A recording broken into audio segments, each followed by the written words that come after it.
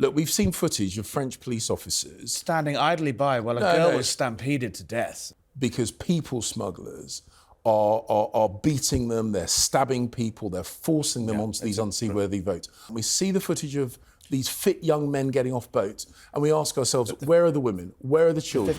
Hello, this is Never Mind the Ballots. In a week, we'll actually get some ballots. I'm Harry Cole. Later, all the chaos from Scotland. But first, and whisper it quietly, is Rishi Sunak finally having a decent week?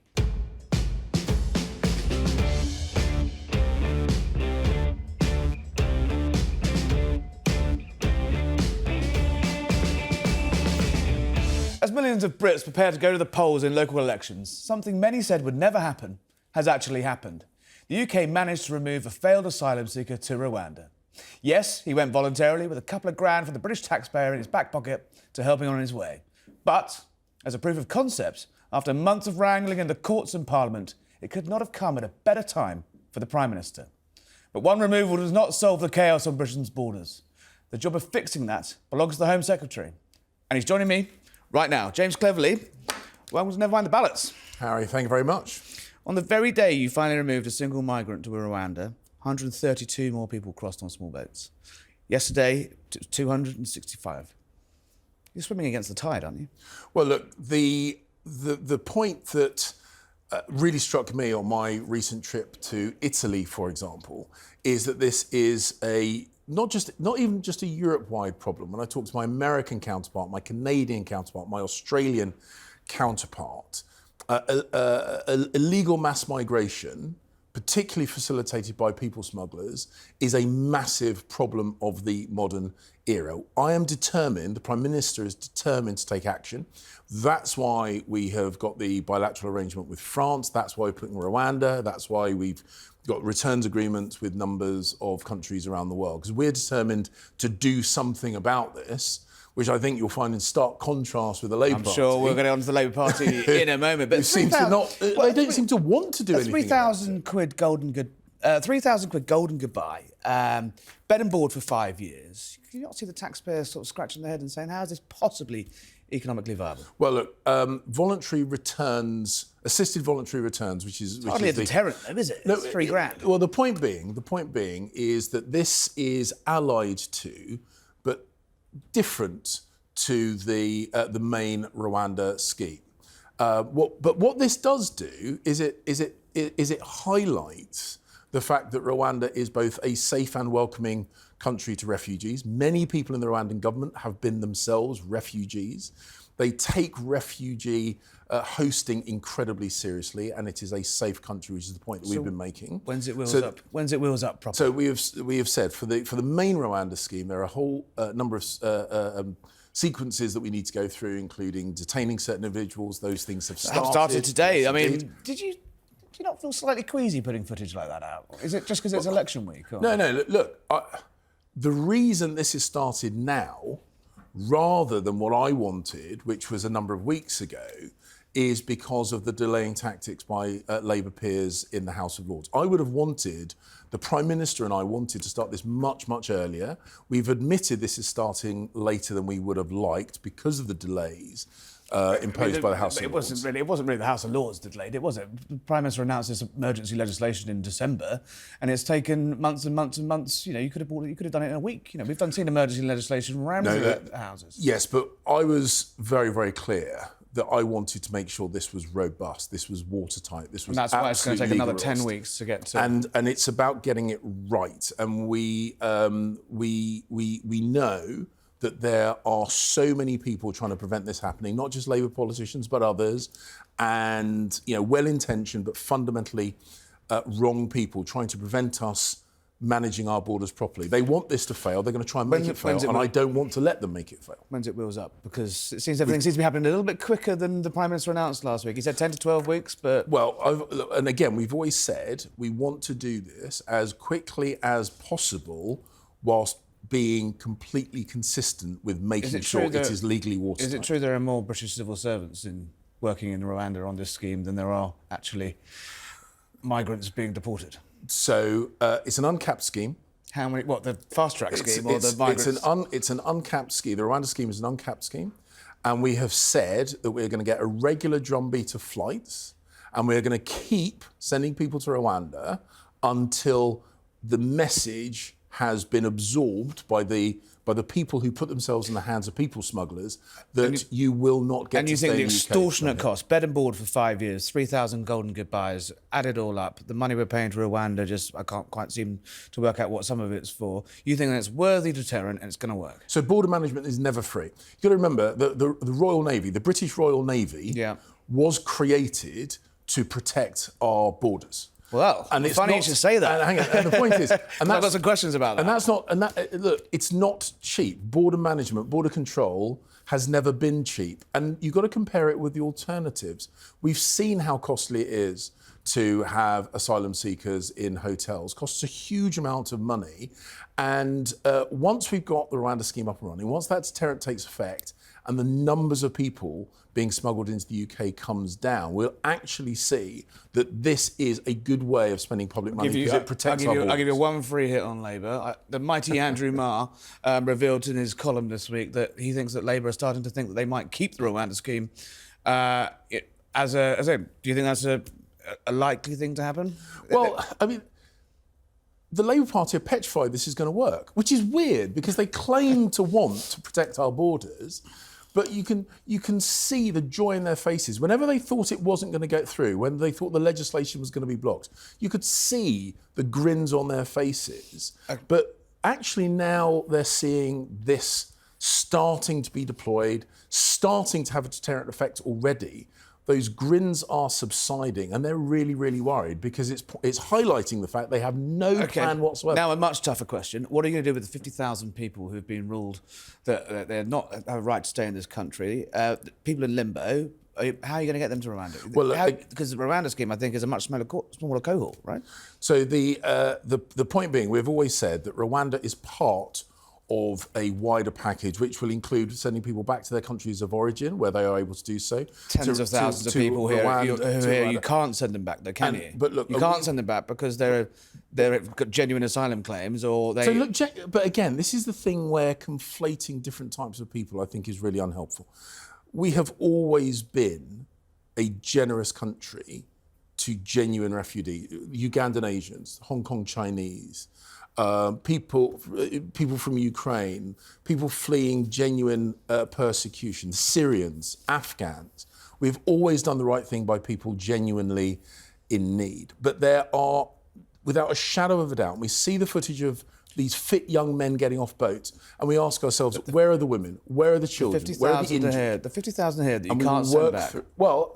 So the point is, as we negotiate... Can you rule out an amnesty? Because that's the growing rumour is that they're eventually just going to have to write these people off and give them the right to work here. So the only party that has done an amnesty is the Labour Party. They previously, when they were in government... So no amnesty from a Conservative government? No, because, of course, what message would that send?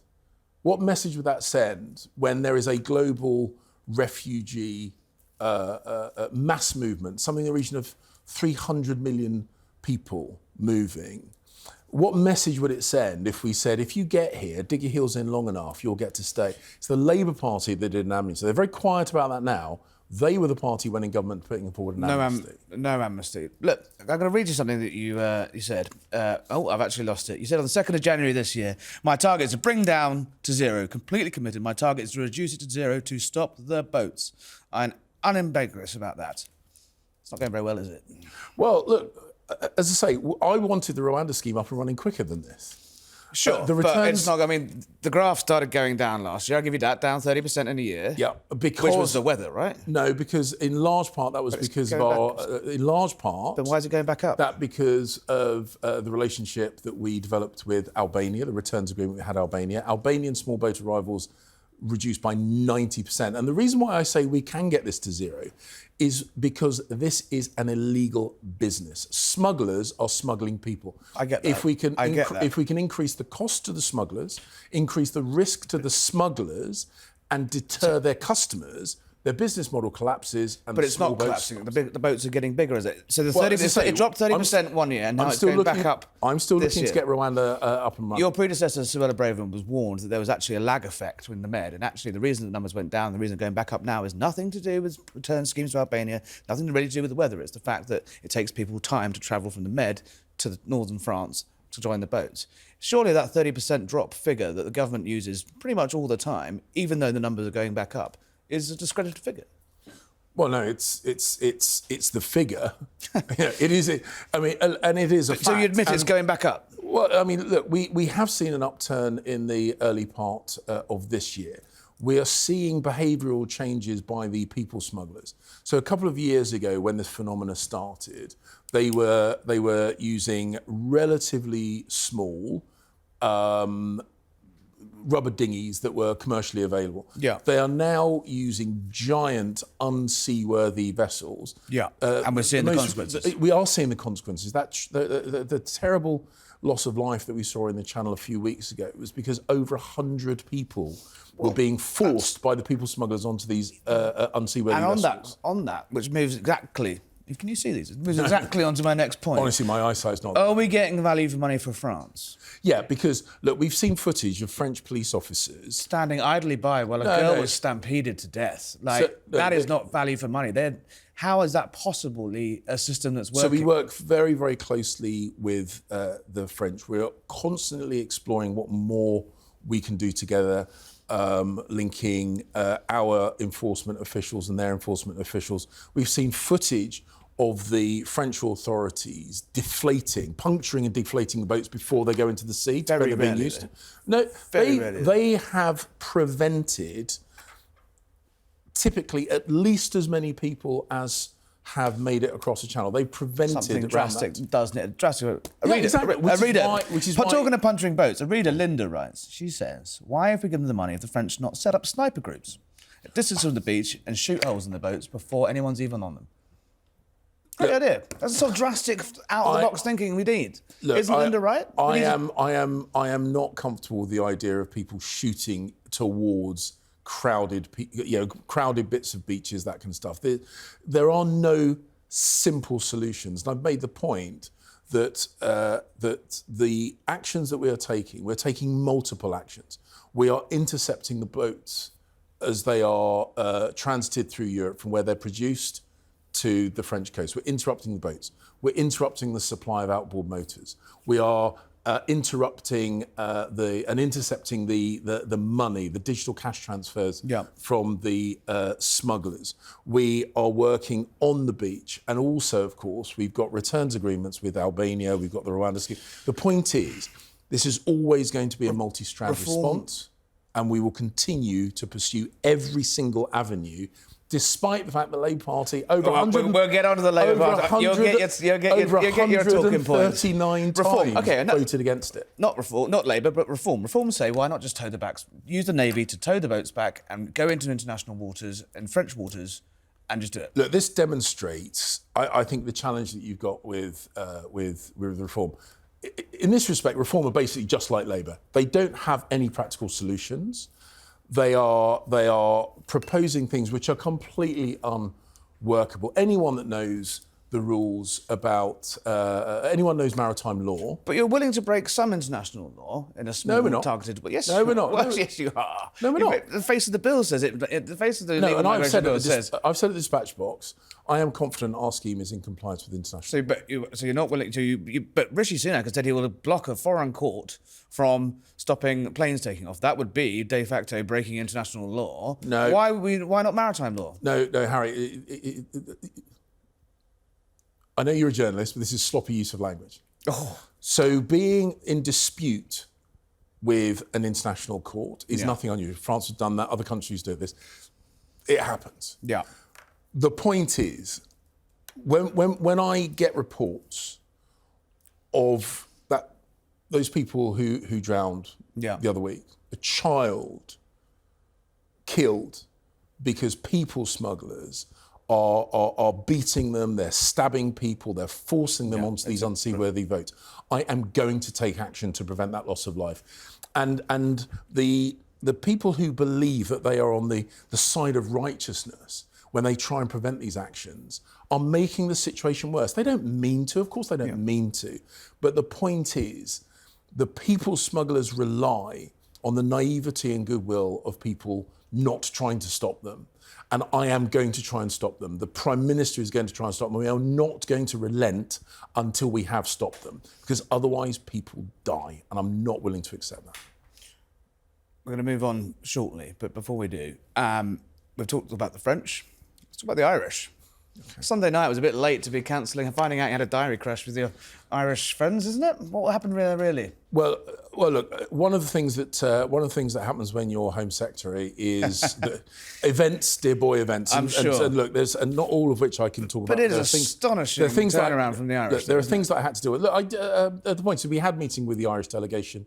So government minister, senior, my cabinet colleague, Chris Heaton-Harris, had his meetings. My meeting was always in parallel to other meetings that the Irish delegation were going to have. Look, just on the substance of it, though, I remember the Brexit ups and downs. It took many years, but during those negotiations, the Irish and the EU were basically saying you couldn't put a trusted trader app sign within miles of the border. You couldn't have a camera on a road approaching the border because it risked returns the bombs and the bullets. And now the Irish are putting boots on the border. Well, look, I was involved in the Windsor Framework negotiations when I was a minister. But the hypocrisy here is something else, right? Your word, not mine. But when I was in the government departments directly responsible for our relationship with Ireland and border management, the UK government always made it clear we were never going to put border infrastructure on the border between Northern Ireland and Ireland. We absolutely abide by that. We have a common travel area. Yeah. We respect that. We think it's important. We want to protect that, and that's the UK government's position. So there's no threat to the peace process or the Belfast Agreement by additional Irish boots on the border. The Irish government, and again, it proves an earlier point that I was making. This is not a unique problem to the UK. Yeah. I talk to countries all across Europe about these challenges, and again, you're going to tell me off because what this does is it highlights the ridiculousness of a Labour Party position on this, because their argument was they would do a deal with the EU, and somehow, magically, without any further details, that would reduce illegal migration. What we're seeing from Ireland, and what Ireland are telling us, and Ireland have got a problem. I totally get that. They want to look at ways of dealing with it. I totally get that. But what they've said is that their response would be to send migrants to the UK. Yeah. So if Labour were to do a deal with the EU, guess the first thing that happened?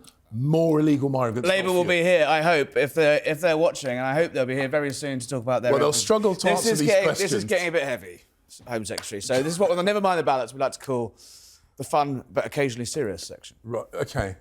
You need to punch your title. Want to be Tory leader? No. You've run before. I had to go before. I do think that this idea that somehow, whenever there's difficult headwinds, whenever there's troubles in the polls, the right answer is to ditch the leader. Rule out and ever running again. I know there's not a vacancy, etc. Yeah, there is not a vacancy. Look, but after the election, so there could well be. My view is we're in government. We've got a serious job of work to do. Anyone who is thinking about becoming the next party leader, by definition, is thinking about us losing the election. Yeah. My view is we should be governing well and fighting to win the next election, not planning on what to do in the event of a defeat. And that's what I'm going to do. And that's what I implore all my colleagues. Focus on the day job, win the election. I forgot the key word. It's meant to be quick fire as well. Quick answers, quick questions. But, all right, here's a good one. Will you let pubs stay open late for the Euros? I will certainly look into that. I think you're consulting on it, but we're waiting for the Home Office official. It's in your gift. I will certainly look into that. When did you last do illegal drugs? It's many decades ago. Decades? Many decades. What drugs did you do? Well, look, I'm on record with this one. This is, you're about 15 years late to the party on this one. I think it's John Pienaar. John Pienaar. Okay, all right. I'll give you that one. Fine. So that's a yes. Keir Starmer couldn't answer that one, I remember. Couldn't or wouldn't? Well, we'll see. Honesty and integrity. Foreign Office or Home Office? You've done two of the biggest jobs in government. Look, it's like asking. Pick one. It's like asking which of my two sons I love the most. Look, I'm really lucky to have had the chance to serve in two amazing offices of state with two amazing departments doing two incredibly important jobs. Although I get fewer Frere Rocher. Donna or shawarma? This is a genuine reader's question. Shawarma. Chinese or Indian? Indian. Do you get recognised? I've heard a rumour. I heard a rumour that you get recognised. Kind of. Now you're quite famous. So kind of. I dropped my son off at university, and Susie and I were walking back through the campus, and my protection officers were walking a few paces behind, and a couple of students walked past, and I saw them whispering, and it was only afterwards my protection team, chuckling to themselves, said they recognised you, and they said that's Idris Elba, isn't it? Did you go with it? Mate, I take that as very, very flattering. Trump or Biden? Look, we will work with whoever the President of the United States of America, one of our closest, most important allies in the world. We will work with the democratically elected President of the United States of America. Very diplomatic. When did you last break the law? I don't think that's been for a very, very long time, and I certainly wouldn't do it on purpose. Yeah, Speeding? I don't think so. Got a run of it at the Home Office these days, but all right, that's a diplomatic silence. Rishi or Boris? Rishi's the Prime Minister. Well, Rishi's the Prime Minister. And Boris was your guy, right? Well, look, I've worked with Boris for a very, very long time. I backed him for leader, but Like to see him come back? Well, look, whether he comes back as an MP is entirely a choice for him, but we've got a Prime Minister, we've got a government, and you can see whether it's defence spending, whether it's the Rwanda scheme, whether it's bringing down inflation, whether it's reducing taxes on working people, the promise that we made to focus on good government, we are now seeing delivery on all those things. So my predictions in politics is a bad idea, but my prediction I feel very comfortable with is the Labour Party are going to start getting very, very, very wobbly because they have no answers to any of the big questions, and our plan is demonstrably... All right, come on, I know it's polling week, but okay, move on. Right, has Mark Rowley done a good job as Commissioner? Yes, there are certain things I want to see. Hesitant. No, there are certain things that I bring up with him. There are certain things I bring up with the mayor in terms of policing in London. There are concerns. I think that he has done a good job, but there are areas where we get more focus. Something I've been watching over the last 10 years is the growing and increasing calls to have the Metropolitan Police broken up. It's too big. It gets too many things wrong. It gets a lot of things right, but trying to do diplomatic protection, CT, counter-terror, and police London, is there not a case to be made that the time has come to break it into specialist forces? So look, there are arguments in both directions. The bottom line is you can't disaggregate things like specialist protection, diplomatic protection, the royal residence in London, Parliament's in London, the diplomatic missions are in London. So coordination between the police officers that protect those things and the police force for London would always need to be Where close. they're coming out for a lot of grief, though, at the moment, and I think justifiably so in many cases, is the marches, the Saturday marches. Is it time to call time on those? Yeah.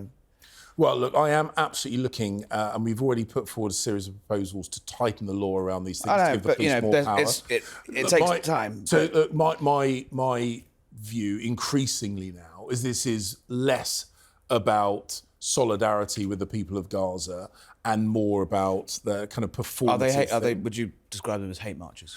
No, look, there are definitely people who've been attracted to those marches who are driven by hate. I don't think the marches themselves are, unfortunately, and we've seen this with some of the slogans we've seen on placards, some of the stickers that people have worn.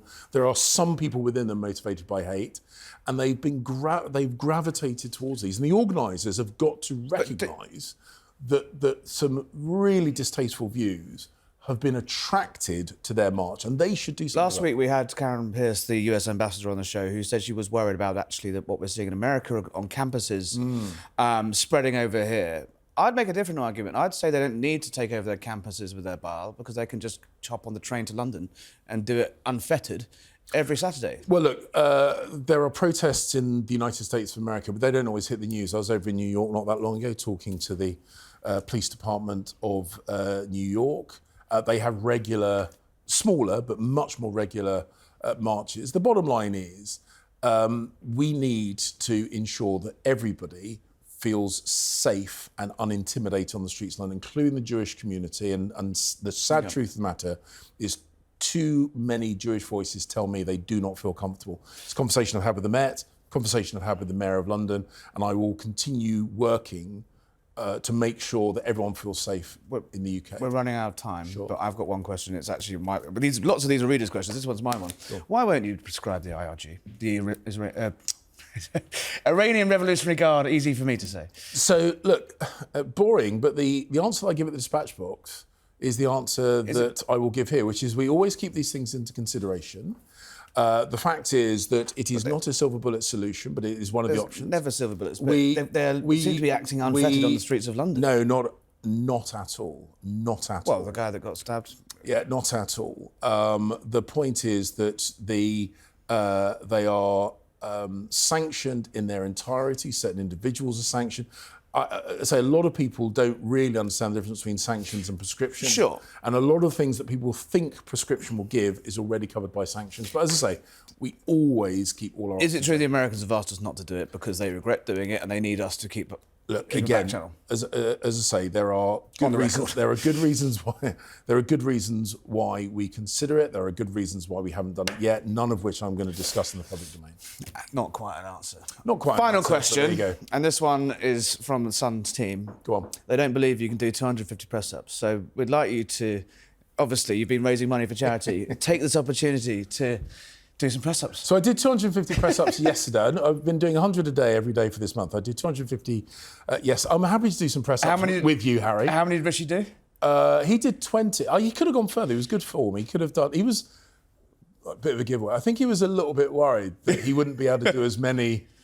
But he did 20 really quite easily. I think he could have easily got up How much you raised for charity? I think it's now well over £3,000 on this one. Massive thank you to everybody that's contributed. It was Cancer Research UK. They do amazing work, as do a number of other charities. Huge thank you to the people that do cancer research. Their research meant that the type of breast cancer that my wife had, which couldn't have been treated a decade, 15 years ago, she's now been treated successfully. Good, great to hear. You've been a good sport, Home Secretary. I think I counted that you answered 5 questions. Should we do 5 press-ups? Well, Harry, I am quite happy for you and I to do press-ups together until one of us can't do any more. What you do? Yeah, ready? Thanks.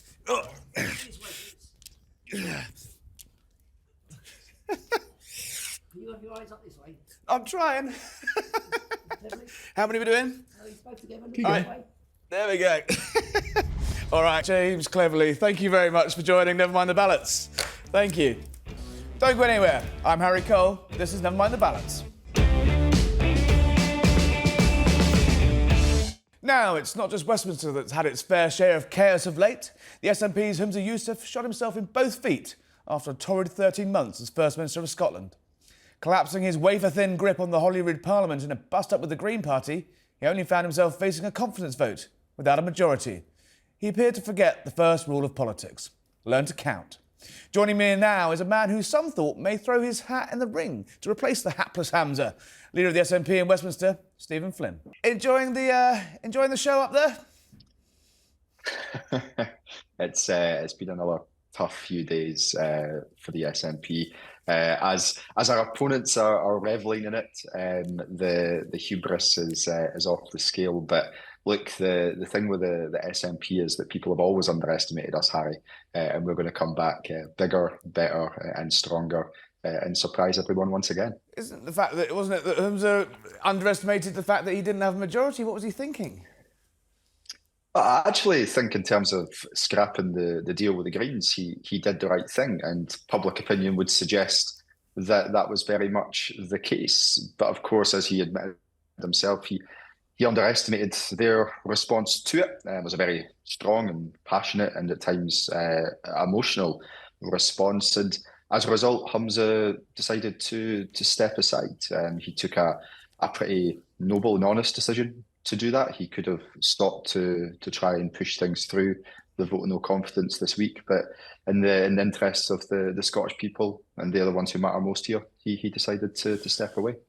Will he go down as, what's his legacy? He's going to go down, well, hopefully, touch wood, he will be the first SNP First Minister not to be arrested when he leaves office, but that's not quite the legacy I'd imagine he'd be hoping for. What's he got to show for his 13 months? That was a bit unfair, was it not? I think for Hamza, I expected better of you, Harry. Oh, this is No, never mind the ballots. You know you're here for it. I know, I know. Look, Hamza's legacy is in many parts, but look, this is a government that he led, which is taking 90 to 100,000 children out of poverty, thanks to the Scottish Child Payment. And of course, on the world stage, he led the charge advocating for a ceasefire in Gaza when everyone else was still silent, when the Labour Party were still fully behind what the Prime Minister was saying. Our party leader took a different stance, and he'll be remembered rightly for that, as indeed Anis Sarwar himself highlighted in a very kind statement on the day of Hamza's resignation. Let's talk about the future. But the future looks a lot like the SNP past. It's going to go salmon, Swinney, salmon, sturgeon, briefly Youssef, and then Swinney again by the looks of it. That doesn't exactly scream modern, vibrant leadership, does it? Maybe. I hope that John takes it on, because Harry, as all your viewers know, and as you know as well, these are serious times. These are difficult times for the public, and they demand serious politics from serious politicians. They don't get much more serious, much better, much more experienced than John Swinney. He's a formidable operator, but importantly, in the Scottish context, our government is now going to be operating as a minority. John was the man in charge of Scotland's finances when we were previously in minority government. He's operated as Education Secretary in minority government as well. So he knows what he's doing. I think he can get folk around the table, get people, all parliamentarians, because it's incumbent upon all parliamentarians to work together now to deliver for the Scottish people. And I hope he puts his name into the ring. I'm not entirely sure if he is, but I would like that to happen for the reasons I've set out above. Honest John is his nickname in the press, in the Scottish press this morning, described as Nicola Sturgeon's hitman. Is that what Scotland wants? More Sturgeon? Is he not just continuity Sturgeon?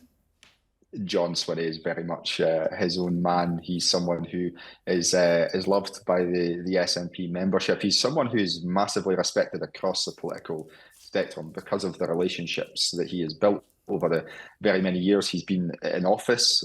Remember, he served in Westminster and indeed in Holyrood for a long time with distinction. He's someone who garners respect as soon as he walks into the room, and as I say, he's a formidable orator as well. And I think for Anis Sarwar and Douglas Ross, they'll be quaking in their boots at the thought of John Swinney being back in front of politics. Quaking their boots, or is he a bit of a caretaker? Why didn't you fancy a tilt at the top? You've engineered yourself into the leadership in Westminster. Why stop there? It's not one for me. There's two reasons. Firstly, I think practically the leader of the party should be in Edinburgh so that they can become the First Minister of Scotland if that position is there to be taken on by an SNP leader. But secondly, Harry, as much as I enjoy my job down here and I've tried to do my best at it, and often received praise from the likes of yourself at certain points, I think I've got a lot of things to learn. I've got a lot of experience to go and get before I'm looking at doing something like that. Little birdies up in Scotland who I've been chatting to prepare for this powerful interview say that you've just been plotting away. This is all about getting Swinney in there as a sort of stopgap until they can find you a nice safe seat in Holyrood, and then it's going to be the Stephen Flynn show. What do you say to that? I don't know who you've been speaking to. Have you also been chatting to my family? Because other people have been saying that they've been phoning into radio shows saying I should be standing. No, look, it's important that we have a leader with experience, a leader who knows how to operate with minority government, and a leader who can provide reassurance and guidance to the public at what is a tough time for them. That's John. That's not me. So you're not going to stand in Holyrood next time? I wouldn't necessarily rule that out because I think all SNP MPs would like to go back home to Holyrood. The one thing we would like to do, though, when we do that, Harry, is we'd like to be doing it as the last ever Scottish MPs because we have our independence. If that time doesn't come before then I'm sure myself and some of my colleagues you lot have been saying that for a while now. Every election for about 40 years, right? Now, look, is it healthy, though, for there not to be a contest? Would you like to see a contest for the leadership? It's an important job. Another coronation. Coronations tend to go badly in British politics. Shouldn't there be a contest? Well, I'm not sure the contest went particularly well last time around, if I recall correctly. But look, it's for party members to decide. Anyone can put themselves forward if they get the requisite support. I know that some folk are obviously considering their options. I would simply urge them to do what's in the interests of the public, what's in the interests of the party, and let's get ourselves talking about the economy, about jobs, about the NHS, and about the cost of living crisis, and the things that we've done, the good things we've done, and the good things we've got planned for the future. We'd like to see Kate Forbes throw a hat in just to liven up the race again. I know Kate really well. Yeah, I know, and I know Kate really well. She's a formidable in her own right politician who has a really good way of connecting with the public. It's for Kate to decide what Kate wants to do, and then it's for members, if there was a contest, to decide who the leader would be. But I'm gonna back whomever becomes the SNP leader, because I'm a team player. I believe in party unity, and I believe the public expect that of us. They don't just want infighting. They want to know that their politicians are focused on their priorities, not just their own. Back already. I mean, even she hasn't even declared she's running in the race yet. Possibly might not. But there's already been some pretty vicious pieces in the press, especially this morning, about her private religious beliefs ruling her apparently out of public office. Is that something you agree with? No, I don't. I think it's really unfair, actually. Kate has very, very strong views, personal views, conscience views. I don't agree with them. I am a very liberal guy who is not religious in any way, shape or form.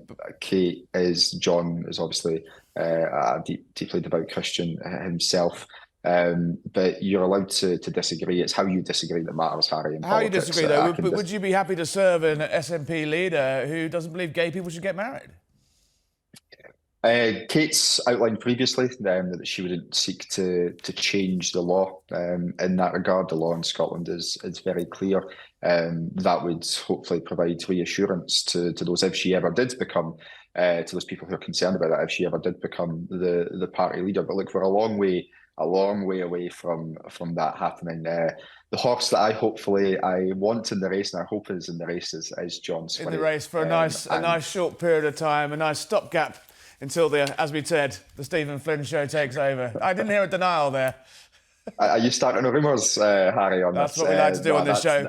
Just while I've got you, Stephen, just while I've got you, I'm going to ask you one very, very important question. My last question. Do you still want the famous SNP camper van to tour Europe with the Toon Army? The Tartan Army, sorry. Not the Toon Army, the Tartan Army. I've had my coffee. I've got my tickets sorted for all the games in the Euros, the ones that we're in so far. But when we qualify, I'll get those tickets for the quarter, semis, and finals as well. Hotel prices are through the roof. The Tartan Army knows this. If we can help out with a camper van, then why not? Stephen Flynn, no denials there either. Lovely to see you. Thank you for coming on Never Mind the Ballots, and good luck. Cheers, Harry. Take care, man. More in a second. I'm Harry Cole, and this is Never Mind the Ballots. Joining me now is a man who has been First Minister and for a brief moment looked like his new party, Alba, could ride to the rescue of hapless Humza. Alex Salmond, welcome to Never Mind the Ballots. Oh, great pleasure to be here. The must-go-on show. Indeed, indeed. When you were First Minister, were you better at counting than Humza Yousaf was?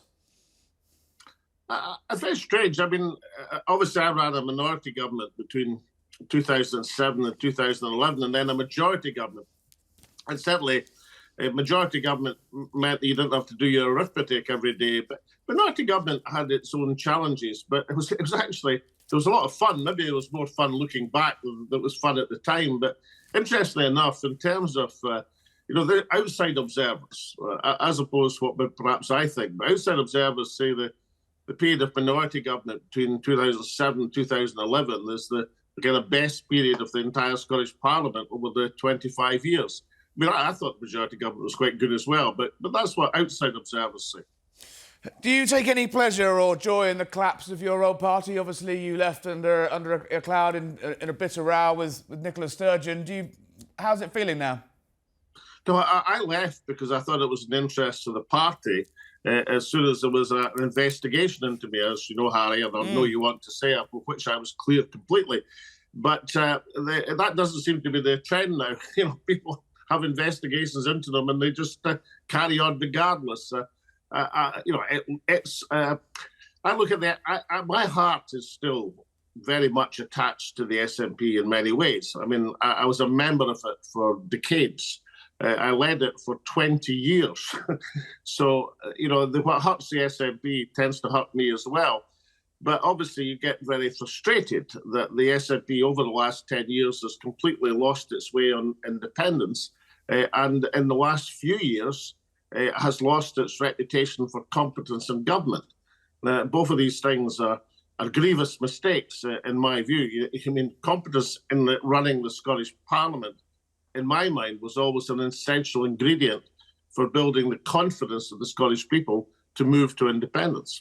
Is your new vehicle, is it what's it really about? Is it about taking out the SNP old guard or keeping Alex Salmond on the Scottish stage? What's relevant? You're polling at what, 3%? It's not, the SNP refused to do a deal with you. Where does this leave your future? Well, a much stronger position, of course, Harry, because the big takeout, if we take out, the big parties of Holyrood, what's the takeout for the smaller parties? Well, it is that no sane SNP voter or representative could rely on the Greens anymore. I mean, the Greens have been pretending to be an independence party, but when matters come to the crunch, they quite openly say they would do a coalition with Labour, that independence is not a red line. And at the end of the day, whatever tantrum they were in over the last week, to actually talk about bringing down a nationalist First Minister by backing a Tory motion, it tells you a great deal that the Greens can never be trusted with independence votes. And that's why Alapa will emerge with a very sensible platform as the winners in terms of the smaller parties in Holyrood.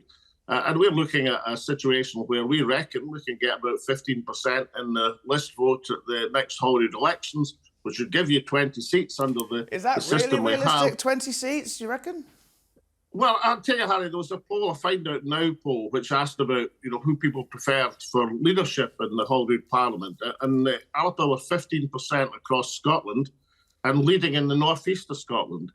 The 15% gets you 20 seats. That's just how the arithmetic works. But, look, if you're an SNP voter who previously at the last election gave your second vote to the Greens on the list because you knew it would be wasted if you gave it to the SNP who'd already piled up the constituency votes, why on earth would you vote Green now when they're unreliable on Scottish independence and conspire to bring down an SNP First Minister? I mean, it's a straight calculation. It's clear that your former SNP colleagues would rather find a way to work with the Greens in minority parliament than work with Alba and yourself. Why is it that you're still so, use of a better word, not mine word, but someone else's word, still so toxic to the SNP?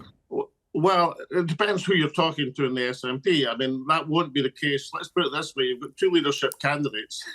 That might be the case for one of them. It certainly is not the case for the other. Right. Perhaps for the old guard in the SNP, it might be the case. It won't be for the new guard in the SNP. Clearly, it wasn't Humza Yousaf's inclination. Because why would he write to Ash Forbes, why would he write to Ash Regan, the leader of Alapa in Scots Parliament, looking for a meeting if he wasn't prepared to do a deal? Who called who that morning? Did Ash call him, or which way round was it? Well, he called Ash. There's no doubt about that at 7:30. But I mean, that doesn't really matter in a sense, Harry, does it? Because Humza wrote the letter to Ash Regan. There's no doubt about that.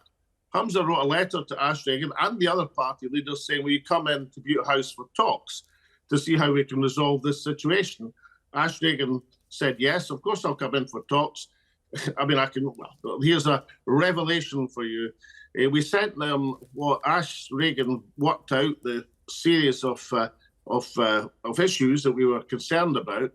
We sent them into Butte House. Humza knew what they were, and he described them in that phone call on Monday morning to Ash Regan as entirely reasonable. And there were things that any SNP First Minister should be interested in, at least making independence a priority, moving away from the agenda of culture wars. And the precise issue there was to implement the cash report, where it's relevant to Scotland in full, which I know that Humza Yousaf would have wanted to do unhindered by the Greens. In fact, that was the issue which provoked the crisis, incidentally. And then thirdly, to transfer some of the budgetary items that the Greens have got locked away in what is a suicide deal with the Greens, It was an absolute suicide deal with things like active travel, renovation of buildings, hundreds of millions of pounds, and devote that money to things that really matter, like health, education, housing, jobs. And we saw just a glimpse of that, did we not, last Friday, when Hamza Yusuf announced that 80 million housing development in Dundee, an investment in community housing, taking the money from the active travel budget, which was one of the hobby horses of the Greens.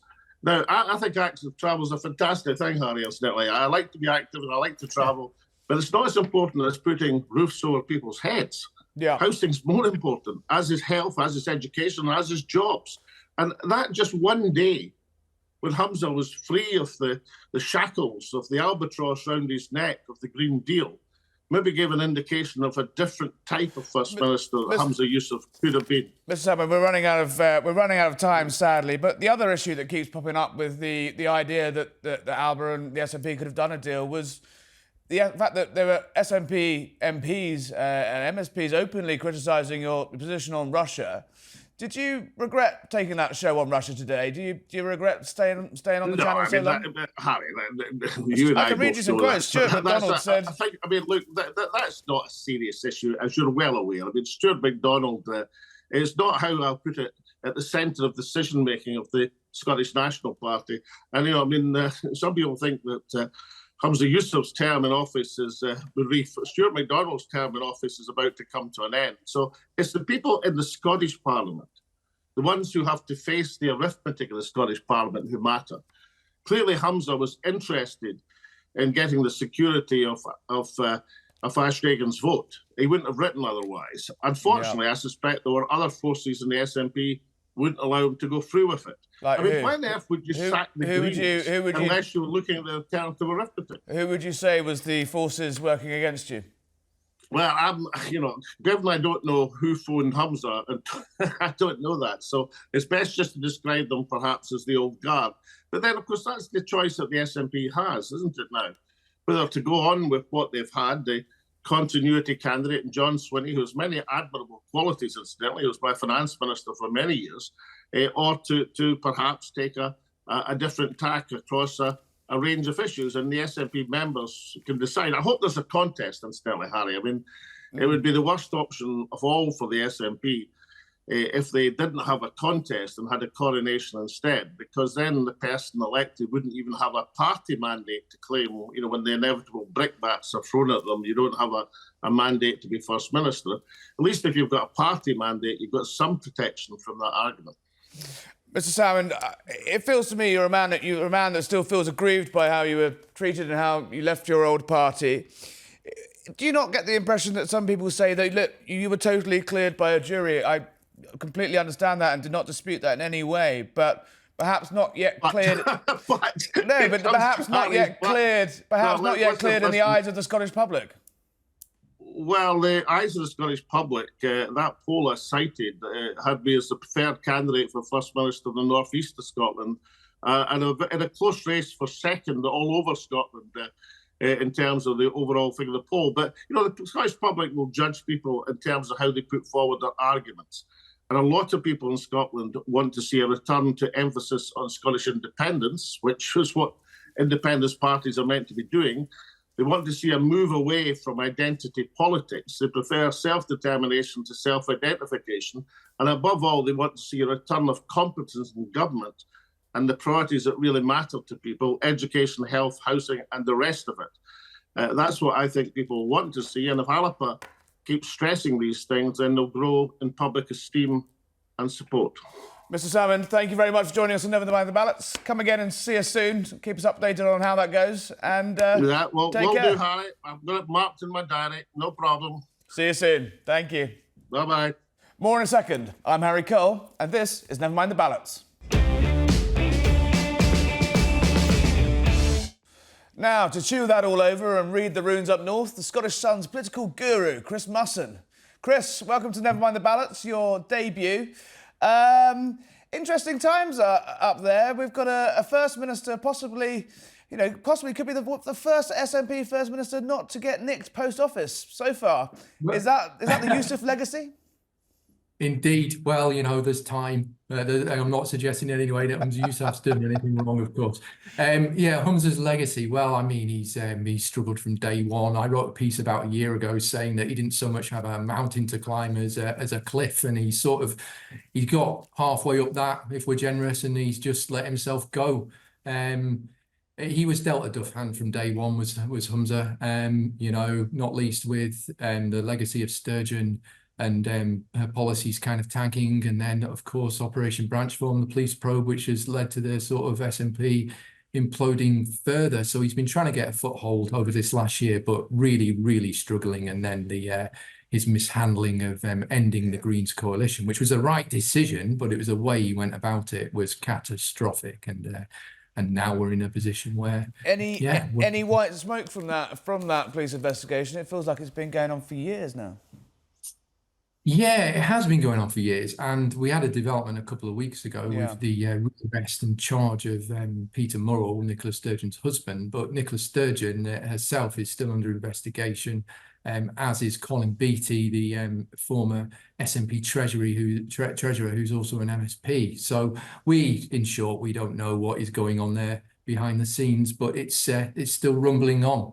Stephen Flynn says the man that looks set to replace Humza is John Swinney, and a political opponent should be shaking in their boots. Is that how you remember his last stint as a leader?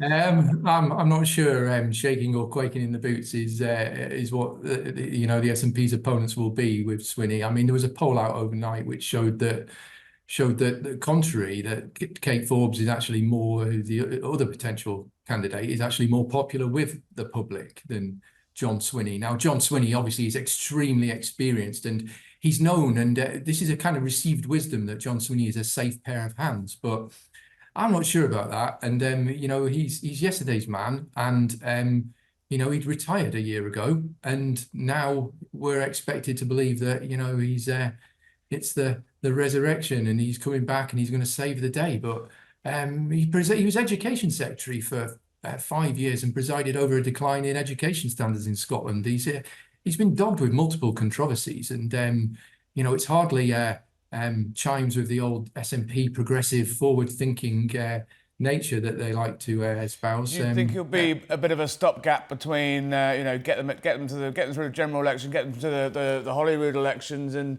see what happens after that? Is that the sort of feeling? He's a sort of a caretaker, safe pair of hands? Well, that's the feeling, yeah, and that Stephen Flynn, who obviously you've just had on, is going to be the man who's ushered in.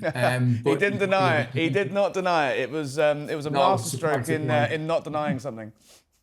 Yeah, quite. So, I mean, he's seen as kind of the next anointed one by the party establishment. But the big thorn in the side here is Kate Forbes, who has made it perfectly clear she fancies another run at some point. Whether that is now remains to be seen. Do you think that Swinney would give her a job if she doesn't, if she sort of dangles the prospect of a contest but then pulls out? Do you think she's time for her to return to the front line? Well, that is the plan. And if I were Kate Forbes, I would do that, because I wouldn't want to take over the party right now. Our front page today in Scotland is about, the headline is Deal or No Deal. And we're basically saying, that there is a deal on the table, and this is the plan, is to have Swinney and Forbes cutting a deal. But at the moment, she's not committed to that. So. And Labour must be, finally enjoying themselves up there, watching the SNP implode. Yeah, I mean, they're already getting more popular in the polls, and they're slightly ahead now by the looks of it than the SNP, which is remarkable given the last decade. But in one way, I think they might have liked Humza Yousaf to stay in post, because we've seen over the last year, despite his best efforts, and he was extremely energetic as First Minister, he's got less and less popular. So, the idea of someone else coming in, they're going to probably be more popular by default than Humza Yousaf. But, on the flip side, there's all the chaos, which Labour will be dining out on. So it's unclear, the electoral impact of this change. There's pros and cons for Labour, but they're certainly in a much, much better place than they were, even a year ago, let alone back in 2015 when they crumbled to one MP. Exactly. Well, listen, Chris, we'll leave it there. Keep us posted in what's going to be another mad year in British politics. But lovely to see you. That's it for today's episode. Thank you to all my guests. We will be back on Friday, bringing you a local election special as we speak to both the Tories and Labour for all the post-match shouting. This was Never Mind the Ballots. Goodbye.